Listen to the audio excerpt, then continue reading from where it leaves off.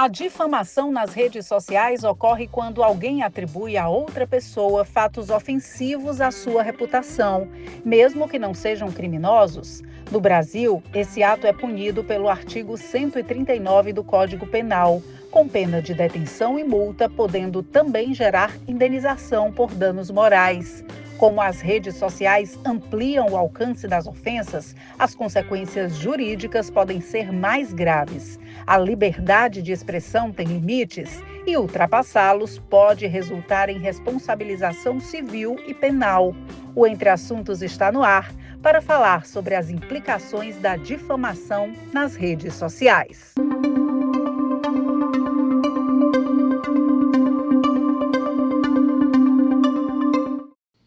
Para aprofundar essa discussão sobre crimes, usando aí o meio digital, a internet, eu recebo aqui com muita alegria o João Marcelo Pedrosa, advogado criminalista. Seja muito bem-vindo ao Opinião CE e ao programa Entre Assuntos. Bom dia, obrigado. Estou aqui para esclarecer as dúvidas dos telespectadores. Vamos começar trazendo aí uma diferença para quem está nos acompanhando sobre calúnia, difamação e injúria. Quais são essas diferenças? Como é que juridicamente isso se comporta em caso de uma ação ali oficialmente impetrada? Essas condutas estão lá no Código Penal, nos crimes contra a honra, né? A calúnia seria atribuir a alguém um fato criminoso. A difamação seria ofender, atribuir a alguém um fato que possa ofender a reputação. E a injúria é simplesmente atribuir a alguém uma situação específica que possa causar um dissabor, certo? Então tem essa diferenciação, mas o principal é que são delitos contra a honra, né? Estão tipificados no Código Penal, e o Código Penal ele vem sendo atualizado, ele não está imune aos novos tempos, principalmente através desses delitos que são cometidos através das redes sociais e dos meios de informática. Então o legislador brasileiro se preocupou muito com isso, e ele qualificou essa conduta como mais gravosa caso esses delitos sejam cometidos através das redes sociais. Doutor, é uma questão muito de mudança de percepção, uma coisa até cultural, né? Esse advento aí da internet, essa explosão tecnológica, ela traz para quem está protegido ali por uma tela, uma certa...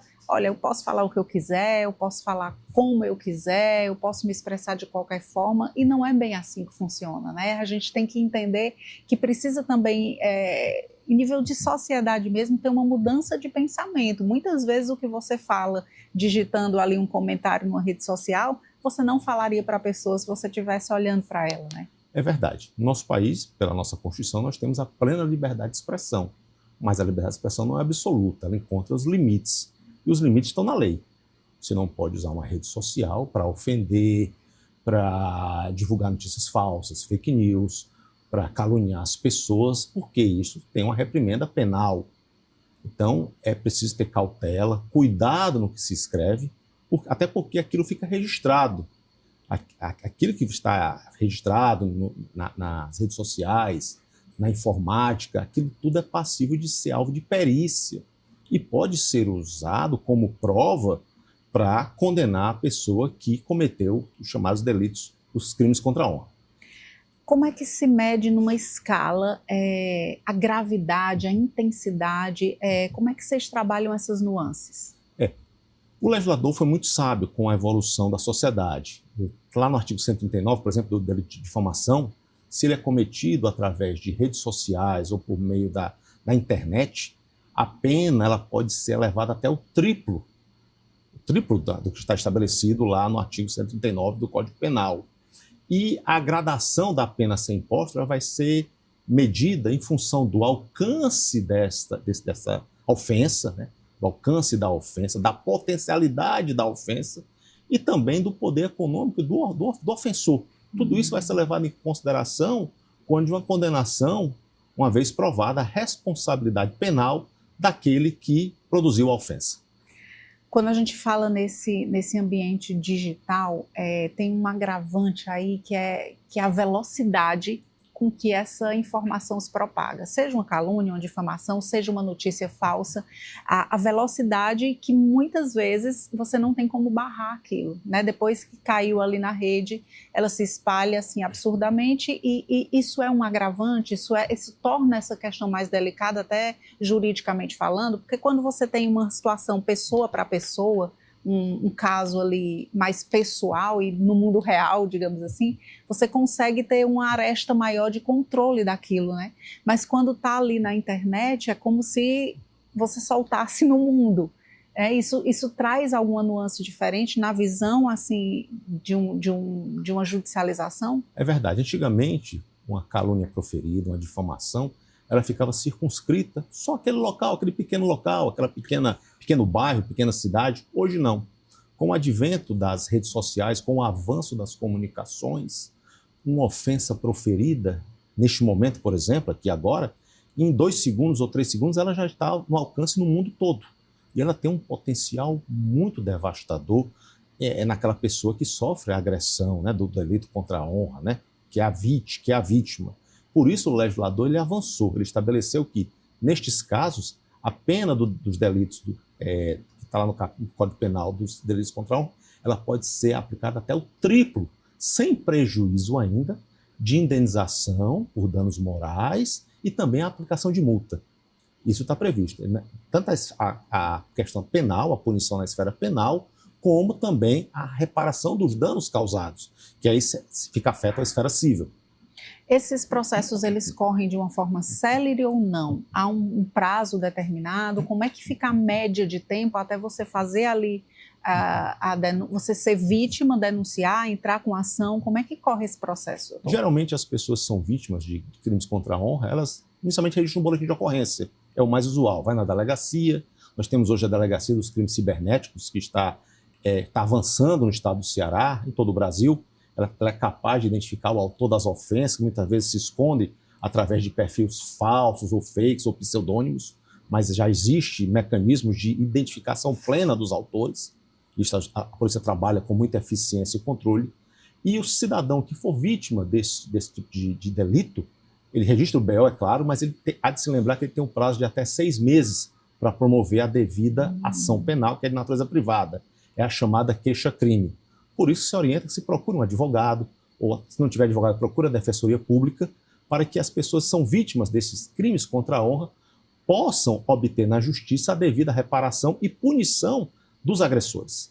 Estatisticamente, esses casos de denúncias e a procura pela justiça nesses casos tem aumentado? Tem aumentado significativamente, principalmente recentemente com o advento das chamadas fake news. As fake news hoje é praticamente uma epidemia mundial. Notícias falsas, não verdadeiras, até com intuito difamatório, são divulgadas cotidianamente. E, paralelo a isso, as pessoas, os indivíduos que são por elas atingidos, buscam a autoridade policial, a justiça, para que processem aquelas pessoas que causam esse dano tão nocivo à sociedade. Agora, tem um detalhe, assim, uma nuance que é bem interessante, a gente até conversava antes, que é a dificuldade também de legislar nesses casos, porque envolvem muitas vezes países diferentes, leis diferentes, né? Como é uma coisa que está aí na rede, então são muitos prismas para se avaliar. Como é que vocês atuam nesse sentido? Isso dificulta mais o processo? Tem que ter aí um diálogo maior? Como é que sincroniza essas legislações? No direito penal brasileiro, independente da ofensa, por exemplo, ter sido produzida no estrangeiro por um agente fora do Brasil, mas se a ofensa ela repercute em território nacional, ela causa um dano aqui, ela faz uma vítima em território nacional, aplica-se a lei brasileira. Aplica-se a lei brasileira. Então, não está imune a isso aí. O fato de ter sido praticado no exterior uma ofensa dirigida a uma pessoa no Brasil, né, a um cidadão, isso não torna imune do alcance da nossa justiça, do Poder Judiciário, para a devida punição.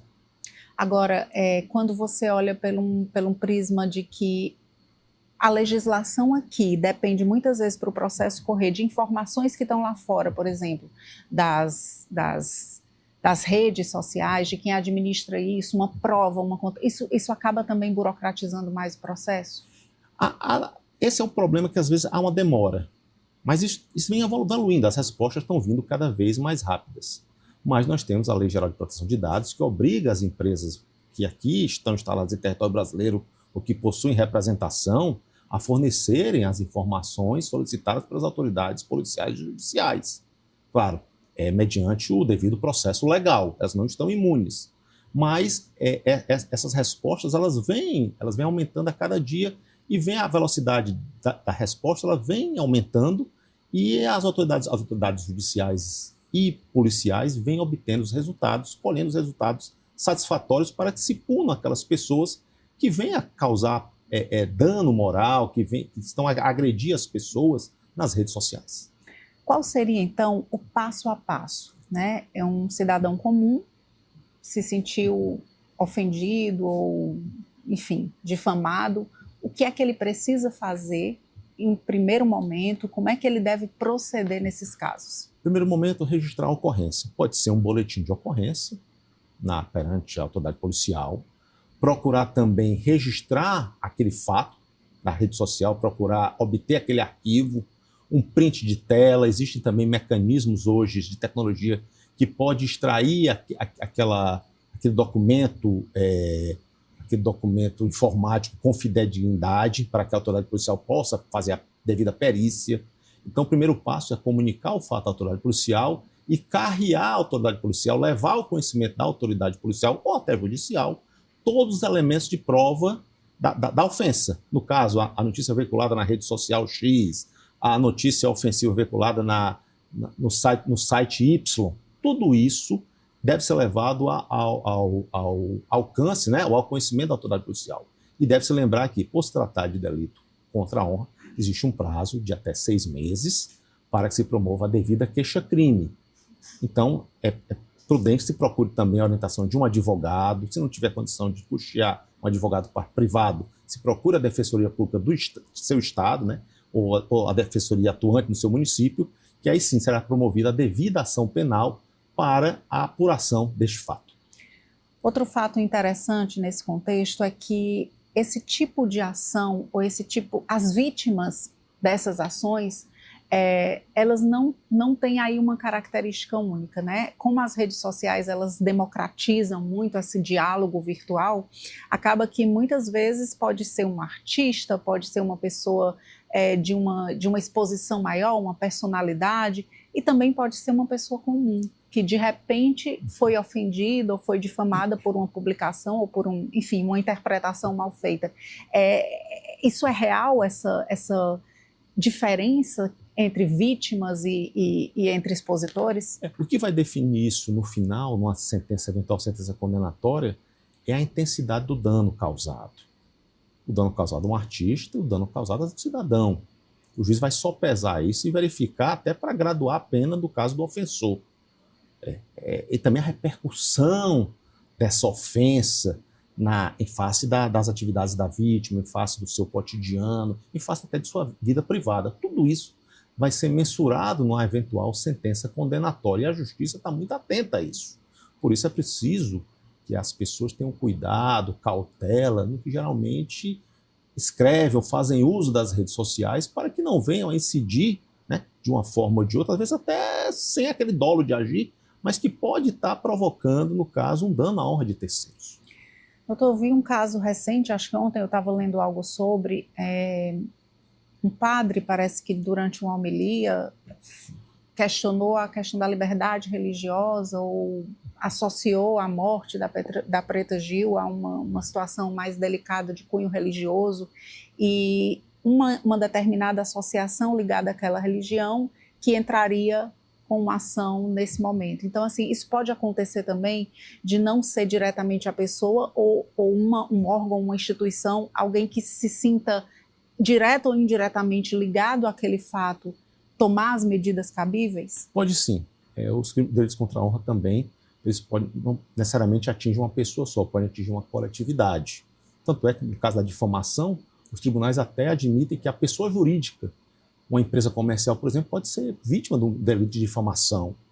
Então isso aí já está avançado na jurisprudência, nos tribunais pátrios. Então aqueles que se sentirem prejudicados, de alguma forma, e se assim entenderem, poderão acionar os poderes competentes, no caso a autoridade policial, o Poder Judiciário para que possa ser aferido se existe ou não responsabilidade penal por conta daquelas palavras, daquelas expressões, né, procedidas no caso, como você citou, um caso específico, durante um culto religioso. Se aquilo realmente está dentro da liberdade religiosa ou se extrapolou os limites da liberdade religiosa.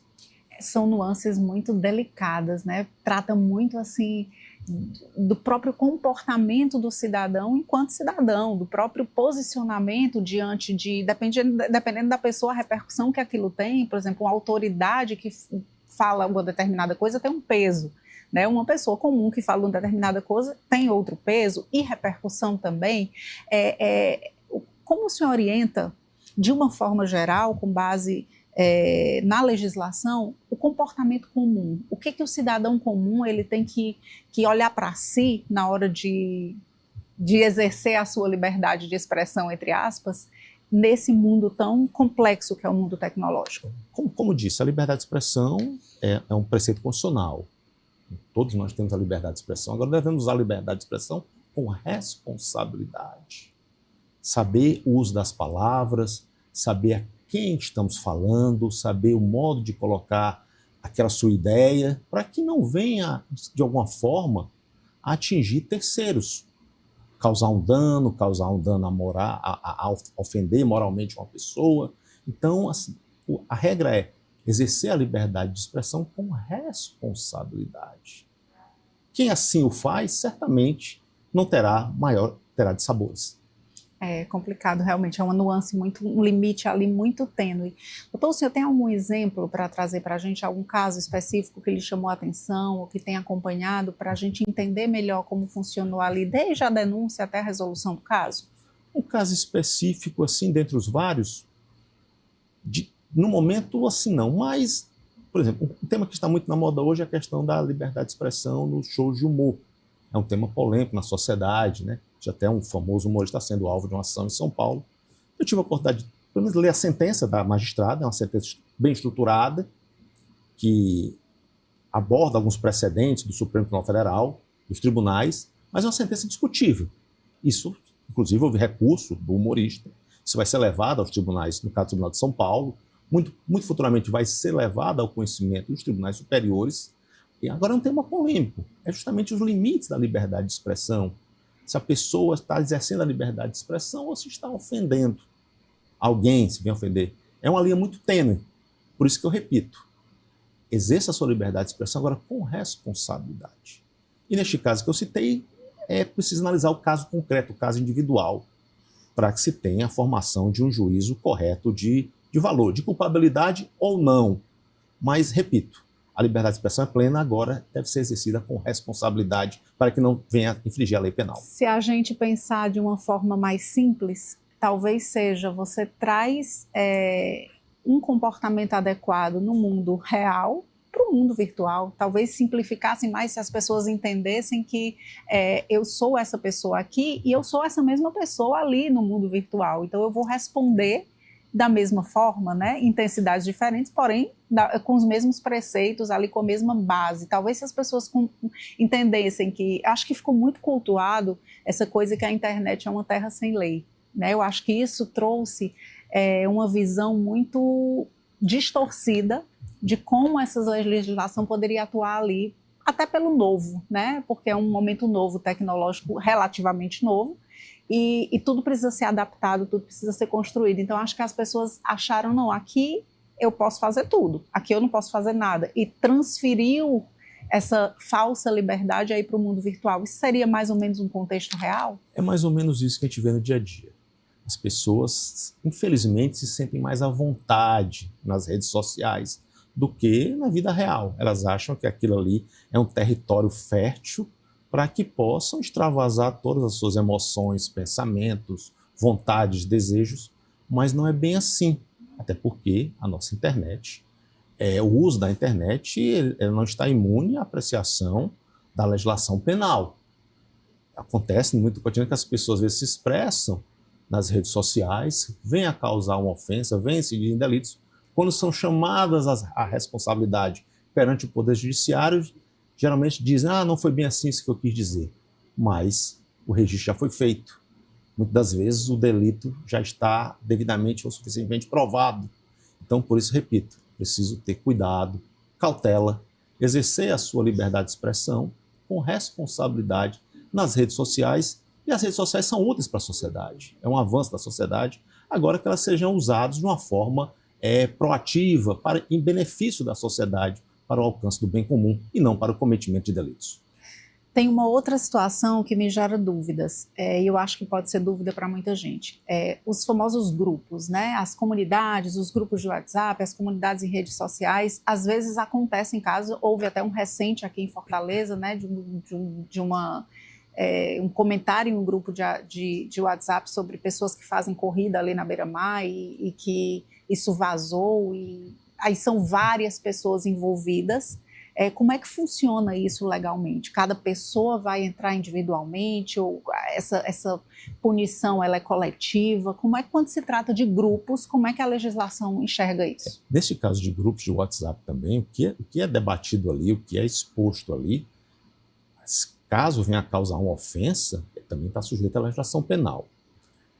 Nesse caso específico do grupo da Beira-Mar, ventilou-se, eu estou dizendo aqui apenas uma hipótese, ventilou-se que teria sido obtido através de terceiros em uma invasão telemática.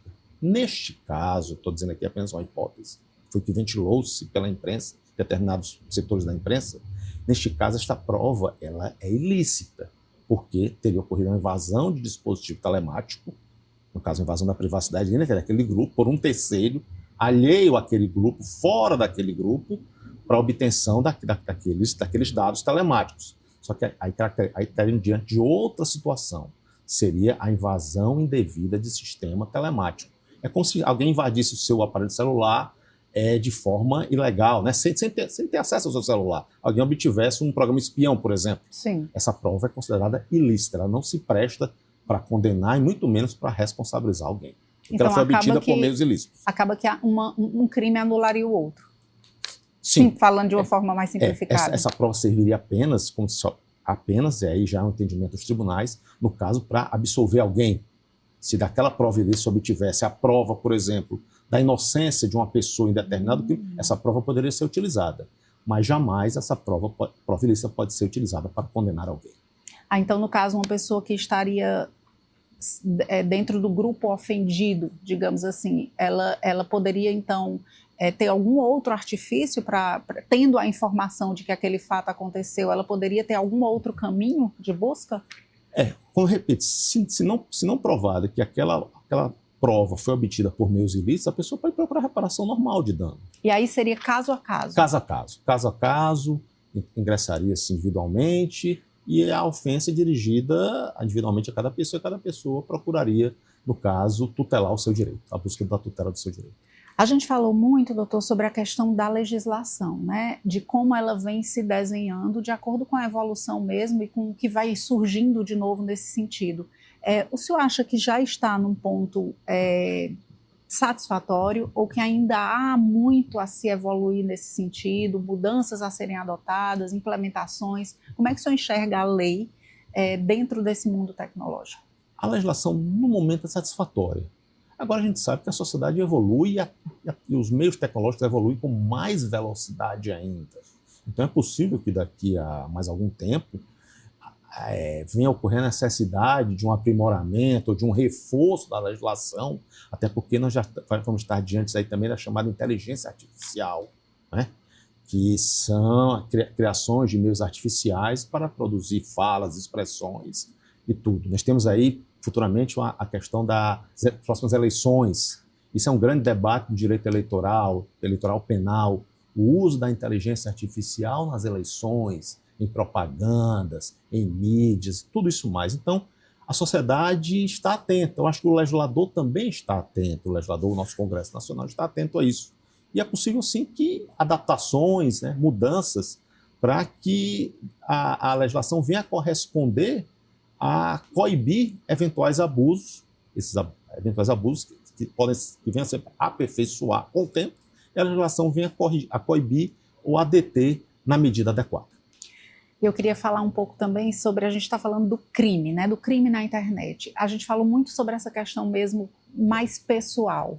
a pessoa se sentir ofendida, uma difamação, uma calúnia, mas há também os crimes que ferem o patrimônio, né? Crimes com clonagem de cartão, uso de informações pessoais para enfim, para se obter algum benefício financeiro, para tirar dinheiro de alguém. Essa é uma outra nuance que também tem crescido em denúncias e em julgamentos? Essa é outra nuance. Os crimes deixaram de ser aqueles crimes presenciais, hoje os crimes hoje são a modalidade que mais cresce no Brasil, inclusive, recentes dados estatísticos, são os crimes chamados crimes virtuais, né?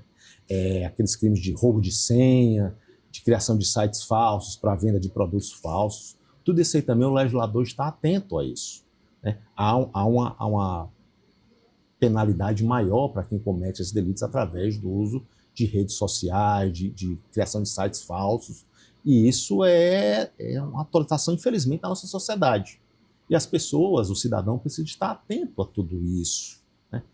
Verificar os meios de checagem, checar sua senha de banco periodicamente, não atender ligações desconhecidas.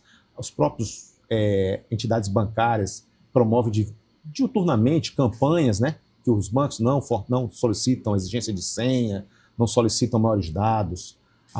Também o próprio governo também não solicita dados. Inclusive, o alcance desses crimes tem atingido até a esfera pública. Verdade. Pessoas se passam por agentes públicos solicitando dados, solicitando senhas. Então é preciso ter um maior cuidado redobrado do cidadão diante destes delitos que, infelizmente, hoje tem aumentado em nossa sociedade. Nesse caso, então, a prevenção aí o combate, digamos assim, ele vai passar muito pelo trabalho de prevenção e pela própria atenção à mudança de comportamento do cidadão, né, diante desse novo contexto aí social e virtual. É verdade, o cidadão tem que estar atento. Qualquer dúvida que ele tiver, por exemplo, o banco, se receber uma ligação de uma entidade bancária, ele procura os canais oficiais do banco para saber se aquela que está sendo solicitado dele é verdadeiro ou não. Jamais forneça seus dados bancários, procure ter cuidado na autenticação de fotografias e tudo mais, que hoje realmente esse mundo virtual ele só cresce e os delitos cometidos no meio virtual também só aumentam. Maravilha. Doutor, para quem quer mais informações, para quem precisa de maiores esclarecimentos, deixe, por favor, quais são os meios que se busca, oficiais e não oficiais, como chegar até o senhor também para ter mais um esclarecimento maior sobre esses fatos. As pessoas que são vítimas, ou venham a ser vítimas de delitos virtuais, inicialmente procuram a autoridade policial, registra um boletim de ocorrência, né? Também a autoridade policial dirá todos os requisitos, todos os mecanismos para que esse dado seja provado e tudo mais. Procura uma autoridade judiciária, ou então procura um advogado de sua confiança. Se não tiver condições, procura a Defensoria Pública. Eu sou advogado particular, tenho meu escritório em Fortaleza, PBS Advogados, atuo na área há quase 30 anos e estou à disposição para qualquer esclarecimento. Muito obrigada pelas informações, pelos esclarecimentos. Seja sempre muito bem-vindo aqui à Opinião CE. Obrigado. A gente fica por aqui e até a próxima.